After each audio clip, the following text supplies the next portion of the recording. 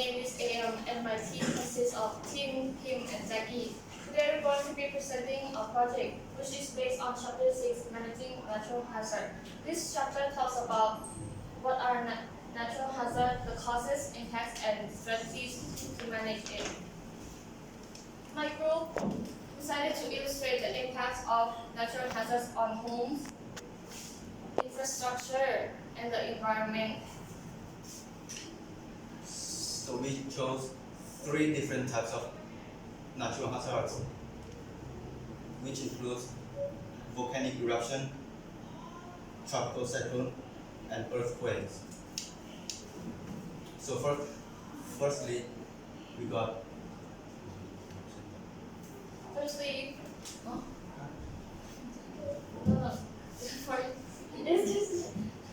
in each corner we place the natural hazard. First, we're going to be talking about volcanic eruption. But what are natural hazards?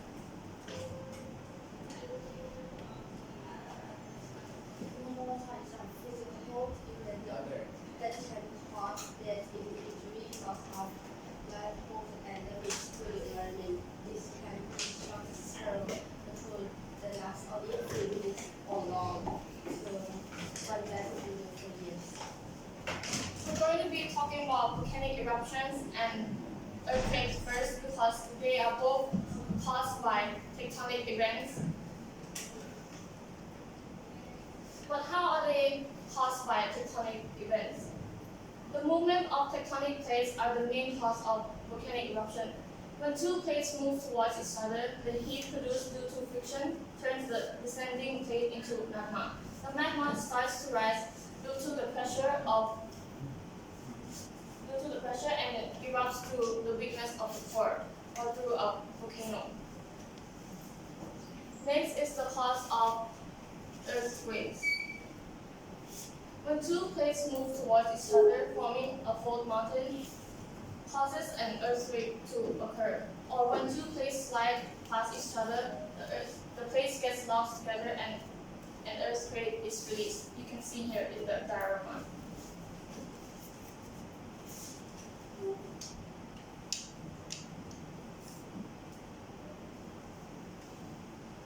So, how do we manage the impact of the volcanic eruption is, so first we have the prediction. We use seismometer, can be used to monitor tremors caused by rising magma. Satellites using heat-seeking cameras can be used to monitor increasing ground temperatures. Altimeters measure various subtle changes in the surface of the Earth as magma accumulates. Emission of springs and gas, sulfur dioxide can be monitored. Next, we have preparation and protection. So first, volcano hazard study past eruption, lava diversion channel and lava barriers, spraying lava with water, melting lava advanced by dropping concrete into the flow, building reinforcement, sloping roof to protect against ash fall, emission to upstream and gas, sulfur dioxide can be monitored. Next is preparation and protection. Same. Volcano.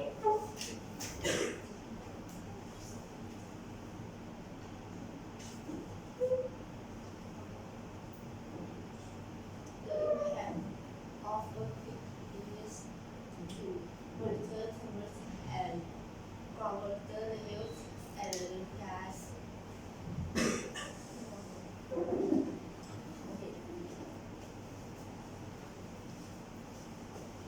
Presenters averages of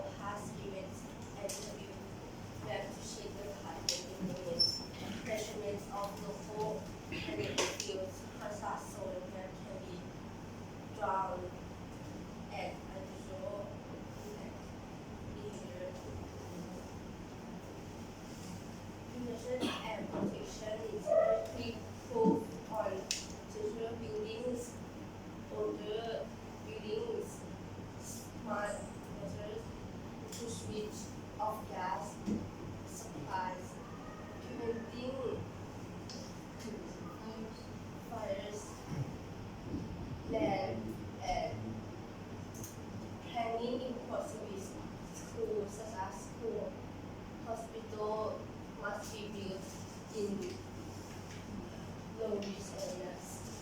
So, what are the impacts of these two natural hazards? The impacts include damage to buildings and infrastructure, fires from reputes of gas pipes, tsunamis hit coastlines, landslides cover buildings and roads, destruction of farmland leading to starvation, loss of wildlife habitat, water-related diseases because victims are in temporary accumulation with no sanitation or clean water. Water is also contaminated by broken sewage pipes or untreated sewage. Loss of life, trauma, for mental health, financial losses when repairing the damages.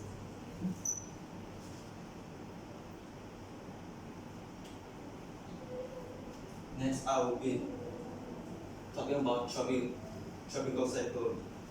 So first, tropical cyclone is always formed in the ocean as it feeds off warm water, which is around 26.5 degrees centigrade. Then after that, you need a cluster of thunderstorms which suck the warm air from the surface up 15 kilometers or more. And as that air rises, the air pressure beneath drops and the surrounding air rushes in that and create new storms, intensifying this low pressure system. Due to the rotation of the Earth, cyclones spin counterclockwise in the northern hemisphere and clockwise in the southern hemisphere. So, for example, this is the air, the cyclone, right? This will be, so it's like this and spin around, and then it forms a cyclone. So the cause of tropical cyclone are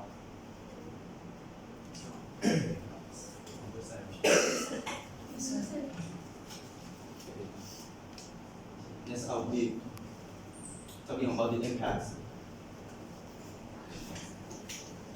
The winds can cause structural damage to buildings. Heavy rainfall can lead to river flooding and landslides. Storm surges can lead to flooding. Low-lying coastal areas.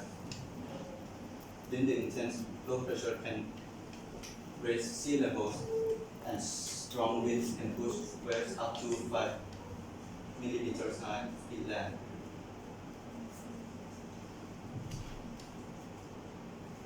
So, how do we manage tropical cyclone?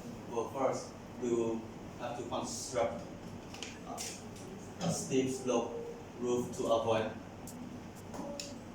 the risk of being blown away, anchoring strong posts with solid footings on the ground, plantations of trees at a safe distance from the house to help break the wind forces, repair of the shelters before time. Tropical cyclone can be predicted using satellites, preparation and protection. First we can use cyclone shelters, next is embankments along the coast, and lastly, we can preserve mangrove swamps to absorb the energy of storm surges. A tropical cyclone can be up to 800 kilometers in diameters and up to 20 kilometers in height, and they usually last for a week or so. Thank you for listening.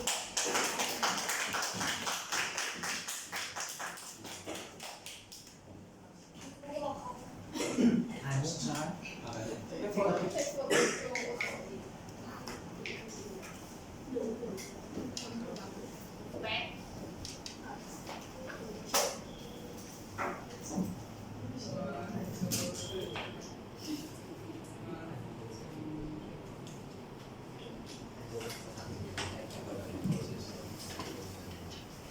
Okay. Have questions? What is the question? There is a question. Yes, you can ask a question. What's your question? What are the causes of tropical cyclone?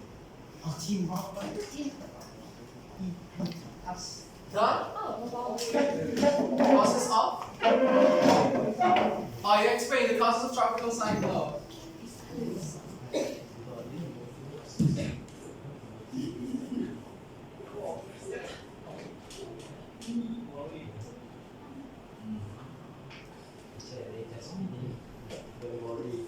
Okay.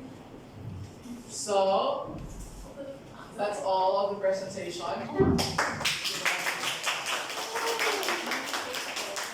Okay. Thank you, Teacher Chantel and Teacher Andrea.